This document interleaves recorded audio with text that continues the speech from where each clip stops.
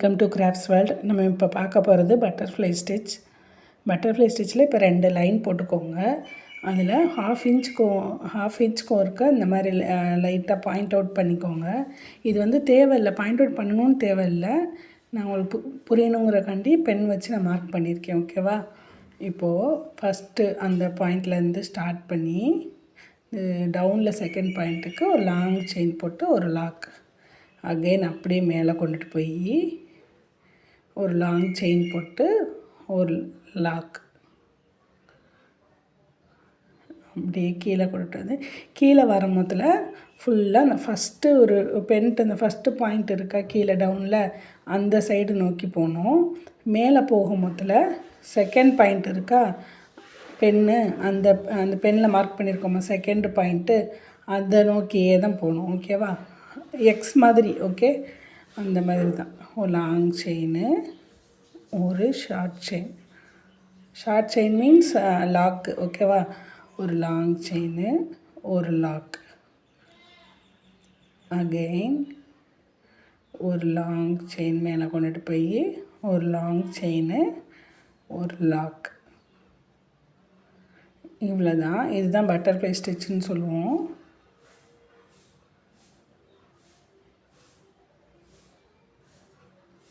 ஒரு long chain, ஒரு lock.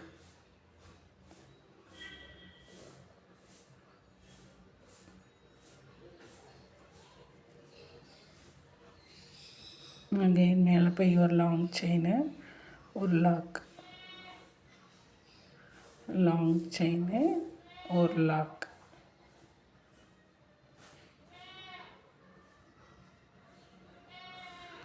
ஒரு லாக் போட்டு அகெயின் மேலே கொண்டுட்டு போய் ஒரு லாங் செயினு,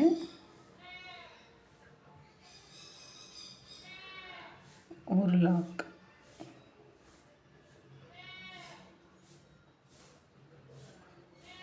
லாங் செயினு, ஒரு லாக்.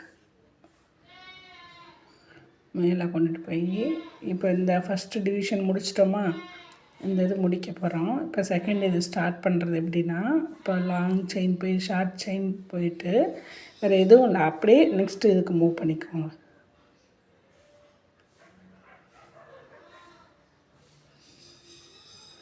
ஒரு லாங் செயினு, ஒரு ஷார்ட் செயின், ஒரு லாங் செயினு, ஒரு லாக் செயின்.